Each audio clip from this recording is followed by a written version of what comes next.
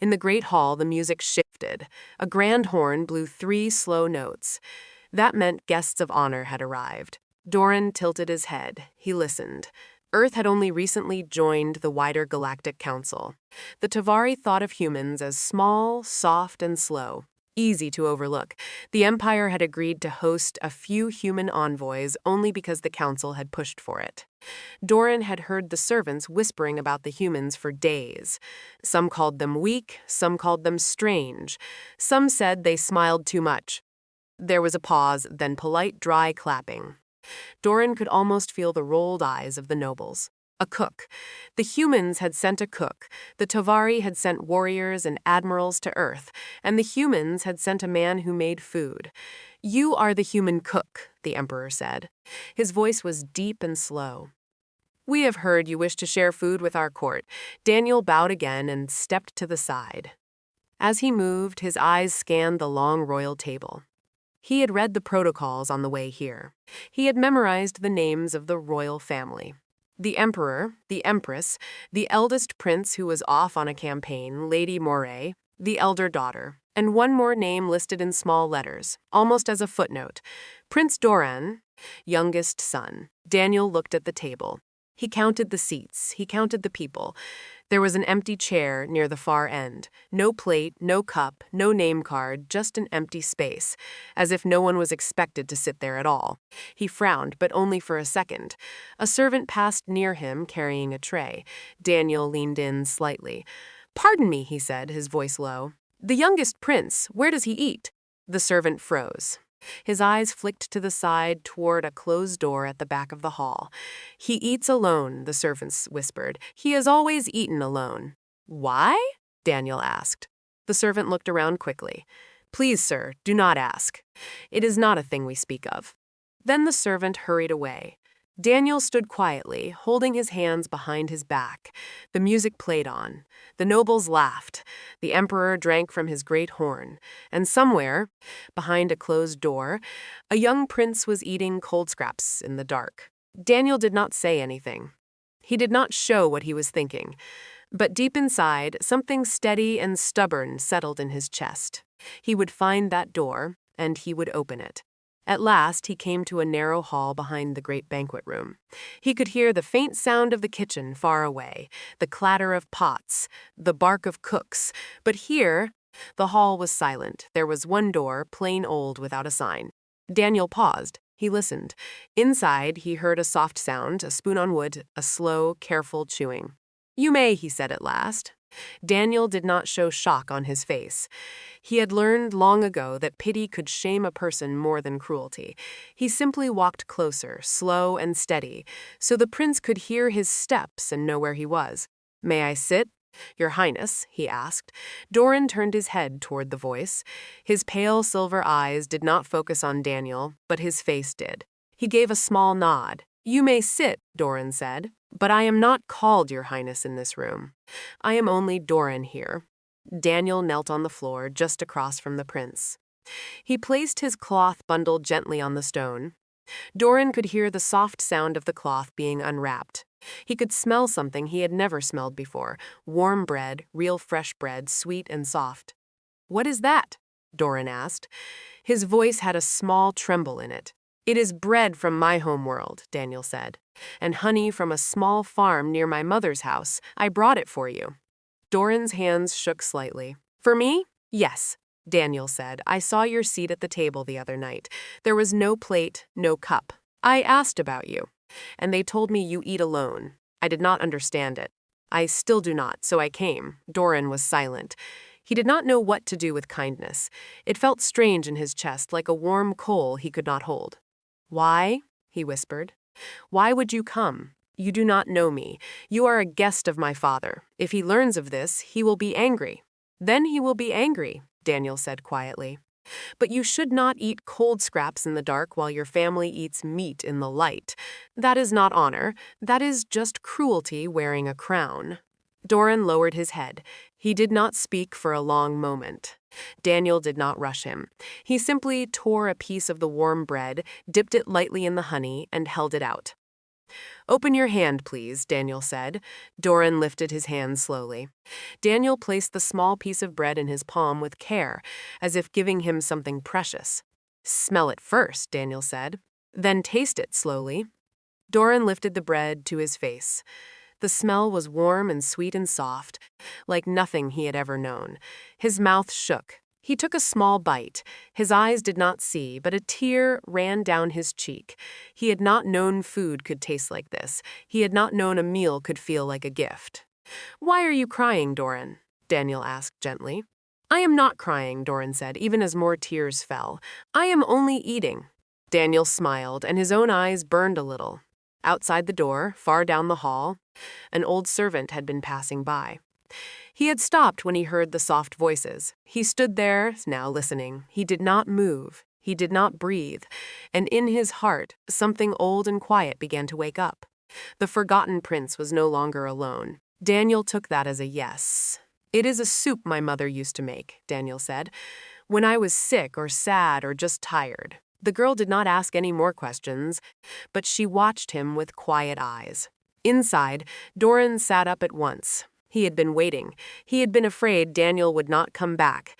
He had told himself many times today that he must not hope. Hope had hurt him before. But the rhythm of that knock made his heart jump. "Come in," Doran said, trying to keep his voice steady. Daniel slipped inside and closed the door. He looked around the small room. Today he had brought one more thing under his arm, a small folded blanket. He had thought the stone floor too cold for any meal. He spread the blanket carefully on the floor, then placed the tray upon it. "Tonight," Daniel said, "we eat together." Doran's lips parted. "Together?" "Yes," Daniel said. "I will not stand and watch you eat. That would not be a meal. That would be charity. I am hungry too. We will share." Doran did not know what to say. He felt his hands tremble. Daniel guided the prince's hand gently to the edge of the tray. "Here is the bowl of soup. It is warm but not hot. Here, beside it, is the flatbread. It is round and soft. You can tear it. And here is a small dish of butter." Doran's fingers moved slowly, learning the shape of each thing. The bowl was smooth and round. The bread had soft little ridges from where it had been pressed. The butter dish was small, almost like a toy in his palm. Daniel tore a piece of bread and put it in Doran's hand. "Dip it in the butter first, then in the soup, slowly." Doran did as he was told. He lifted the soft, warm bite to his mouth. He chewed, and his shoulders fell slightly, as if a great weight had stepped off them. The taste was rich and gentle. It tasted of care. "This is," Doran began, but his voice caught. "Take your time," Daniel said softly. They ate together on the floor, on the small blanket, in the dim light of a single lantern. Daniel ate too, tearing his own bread, dipping it in the same soup. He did not flinch at the rough room. He did not seem to notice the cold stone walls. He simply ate and talked. He told Doran about Earth, about wide green fields, about oceans that moved, about the small kitchen where his mother had taught him to cook when he was a boy, about the first cake he had ever burned, about the way rain sounded on a tin roof. Doran listened with his whole face. He laughed once, very small, when Daniel spoke of the burnt cake. The laugh surprised Doran himself. He had not made that sound in many years. He covered his mouth with his hand, almost ashamed of it. "Do not hide that," Daniel said. "It is a good sound." "I do not laugh in this room," Doran said quietly. "I did not know I still could." "You can," Daniel said. "You should often." When the meal was done, Daniel cleaned the tray, folded the blanket, and tucked everything together. Before he left, he reached into his coat and pulled out a small wooden spoon. It was simple, smooth, carved by hand. He placed it gently in Doran's palm. "This is yours now," he said. "I made it on the journey here. I did not know who I would give it to. Now I do." Doran closed his fingers around the spoon. It was warm from Daniel's coat. Outside, in the long corridor, the old servant who had listened the night before now stood with two younger workers. They had heard the soft talk. They had heard the small laugh. A whisper began that night, soft as wind. The forgotten prince was eating with the human and smiling. "Your Majesty," he said, "there is a matter that cannot wait." "Bring the human," he said.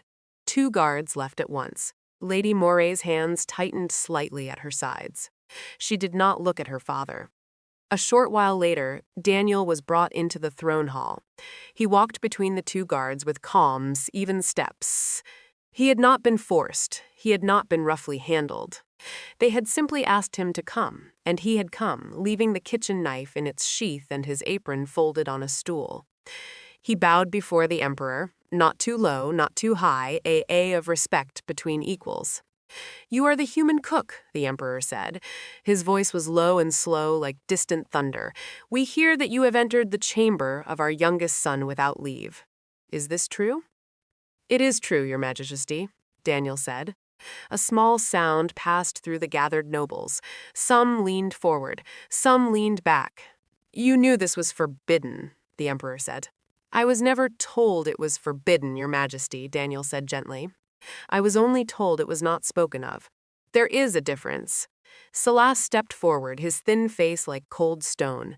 "Do not play with words, human. You knew the prince was kept apart. You knew our customs. You broke them on purpose." "I broke nothing, sir," Daniel said. "I only sat on a floor and shared a piece of bread with a young man who had never been asked to share one before." "He is no young man," Salas snapped. "He is a flaw in a royal line. He is a shadow upon the bloodline. Our laws say a flawed heir must remain hidden. That is not cruelty, that is honor." Daniel did not raise his voice. He turned his eyes to the emperor, calm and steady. "Your Majesty," he said, "may I ask one question?" The emperor gave a small nod. Daniel took a slow breath. "What kind of empire," he asked softly, "stars its own blood?" The hall went silent, the kind of silence that hurts. The nobles did not breathe. Salas's mouth opened, but no words came out. The emperor's hand tightened on the arm of his throne. "You are bold, human." "I am only honest," your Majesty, Daniel said. "On my world, even the poorest mother gives her sick child the warm part of the soup. She does not hide him in a cold room and toss him bones. You have a son. He is gentle. He is kind. He is wise beyond his years. He has lived in the dark longer than I have been alive. And tonight your nobles will laugh and drink, and he will sit alone again eating cold scraps. Forgive me, your Majesty. I was raised to call that shame, not honor." Several of the older nobles looked away. Salas hissed, "Throw him in the lower decks. He has insulted the throne." "No," said a soft, clear voice. Every head turned. Lady Moray had stepped forward from beside her father. Her hands were shaking, but her face was firm. Her green robe shimmered slightly in the lamplight. She did not look at Salas. She looked only at the emperor. "Father," she said, "the human has only said what I have not had the courage to say for many years."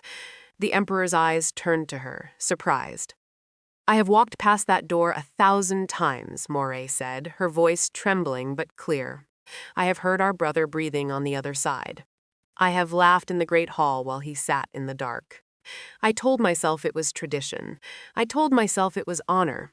But it was fear. It was my own fear. And I am tired of carrying that fear." She turned slightly toward Daniel. Her eyes were wet. "This human came into our home as a guest," she said, "and he has shown more love for my brother than I have. That truth burns me. I cannot stand here and watch him be punished for it."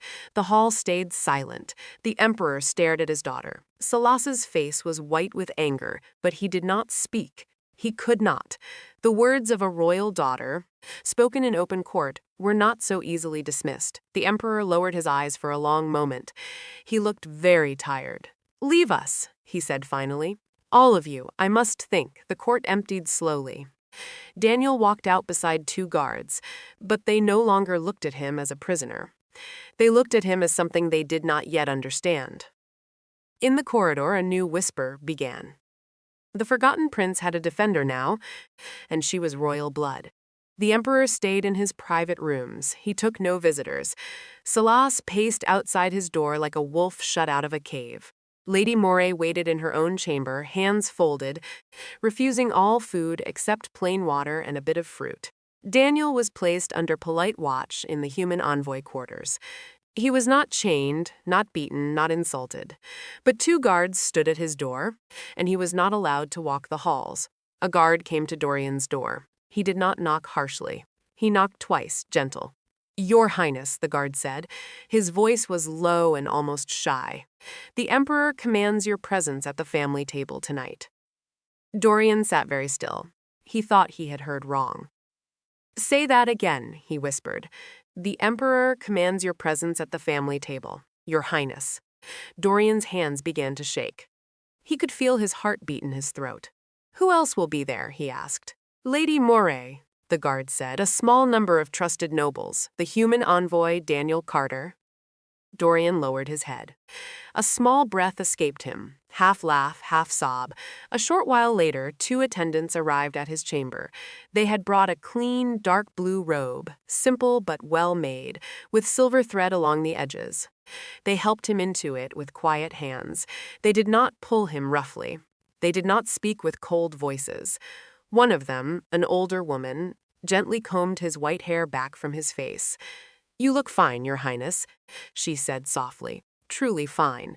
Dorian's pale eyes filled. He could not see her face, but he could hear her kindness. When the time came, Daniel was brought to him. The 2 of them met in the corridor outside the chamber.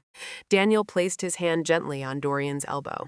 I am here, Daniel said. I am afraid, Dorian whispered. I know, Daniel said. Walk slow. Lean on me if you need. We go together. They walked. The doors of the family hall were tall and carved with old hunting scenes. They opened with a slow, heavy sound. The hall inside was smaller than the great banquet room, lit with warm gold lanterns. A long table stood in the middle, set for 10. The Emperor sat at the head. Lady Moray stood beside her chair on the right. A handful of older nobles, hand-picked, sat along the table. Salas was not there. Every face turned as Dorian stepped through the doorway. Some of the nobles had never seen him before. Their eyes widened. They had imagined some twisted creature, some shameful thing kept behind a door. What they saw was a slim young man in a clean blue robe walking softly, with his head held a little low, guided by the steady hand of a human. Daniel led Dorian to the empty chair at the long table. The chair that had been empty for so many years. Tonight it had a plate, a cup, a folded cloth napkin, a small carved name marker, freshly made. Prince Dorian. Daniel guided the prince's hand to the back of the chair. You are home, Dorian, he said quietly. Dorian sat. The wood of the chair creaked softly beneath him. He placed his trembling hands on the table. His fingers found the smooth edge of the plate, the cup, the carved name marker. He turned his face toward the head of the table, toward where his father sat. The Emperor was silent. His old eyes did not leave his son. There was something in his face that few had ever seen. Not anger, not pride, something quieter, something that looked almost like sorrow. Lady Moray sat down. Her hand reached gently across the table and rested on Dorian's wrist for a moment. Just a moment, but Dorian felt it like sunlight. The meal began. It was a simple meal: roasted meats, soft bread, warm grain stew, a bowl of fruit. Servants moved quietly. Daniel, seated near the prince, kept his voice low and gentle, naming each dish as it was placed before Dorian. He told him where the meat was on his plate, where the bread sat, where the small bowl of butter waited. He guided his hand only when needed, and not too much. He let the prince eat with his own dignity. A few of the older nobles watched and did not eat at first. They simply watched. They watched the humans speak softly. They watched the prince listen. They watched Lady Moray smile, just a little, when her brother bit into a warm piece of bread. Then, slowly, the nobles began to eat, too. One white-haired elder leaned to another and whispered, "He's well-mannered, more than my own grandson." Another murmured, "He has the same chin as the Emperor in his youth." These were small words, almost nothing, but in a court built on tradition, small words can crack stone. Near the end of the meal, the Emperor lifted his cup. His hand was not quite steady. "To my son, Dorian," he said, his deep voice quieter than usual, "who has sat too long in the dark." The cups lifted. The hall was warm. Dorian lowered his face. His tears fell freely now. He did not hide them, and no one in that hall told him to. One quiet evening, the Emperor asked for Daniel to come to his private study. The room was lined with old books and trophies of past hunts. A single low fire burned in a stone hearth. The emperor sat in a heavy chair by the fire, a cup of warm spice drink in his hand. Daniel entered, bowed gently, and waited. "Sit, human," the emperor said. "Please." Daniel sat in the chair across from him. The emperor stared into the fire for a long time. The flames moved softly across his old gray face. When he finally spoke, his voice was lower than Daniel had ever heard it. "My son was born in a storm," the emperor said. "On the night of his birth, 3 of our great hunting beasts died in their pens. The court priests said it was a sign. They told me the child was cursed. I was young. I was afraid. I let them carry him to a back room. I told myself it was tradition. I told myself it was strength. Every year I told myself the same lie. And every year my son grew up alone." Daniel said nothing. He simply listened. "You came into my house," the emperor went on. "You ate his cold scraps with him on a stone floor. You did what I, his father, had not done in all his life." He turned his eyes to Daniel. They were wet. "I have led armies. I have crushed rebellions. I have stood on 100 battlefields and never once felt afraid. But I was a coward in my own son's chamber for 30 years. "Your Majesty," Daniel said softly, "you are not a coward today." The emperor closed his eyes. "There will be a new law," he said after a long moment. "No royal child of the Toveri will ever again be hidden for any flaw of the body. Not blindness, not lameness, not silence. They will sit at the table with their kin. They will be known by name. They will be loved openly. I will not be remembered as a great conqueror. I will be remembered as the father who freed my son too late, but better late than never." Daniel bowed his head. "It is a good law, Your Majesty." The new decree was sent out the next morning. It traveled across the worlds of the Toveri Empire. In some palaces, hidden children were brought into the light for the first time. Old wet nurses wept. Forgotten siblings embraced. Some noble houses resisted, but the emperor's word was iron. And the people, hearing the story, had already begun to shift. In the wider galaxy, the council took quiet notes. The Toveri had once mocked humans as soft. Now those same Toveri spoke a human cook's name with respect. The other races did not say much, but they watched. They had begun to wonder what other things humans might be quietly capable of, beyond their soft skin and their small ships. The day came at last when Daniel had to leave. His mission with the human delegation was complete. He stood in the great docking hall in his clean white coat, his small travel bag at his feet. Doran stood before him, dressed now in the deep blue robes of a recognized royal son, with a thin silver circlet on his brow. Lady Moray stood at his side. The emperor stood a little behind them, watching with quiet eyes. "I do not know how to thank you, Daniel," Doran said. His voice was steady now, stronger than it had ever been. "You do not need to thank me, Your Highness," Daniel said. "You only need to keep eating at the table." Doran smiled.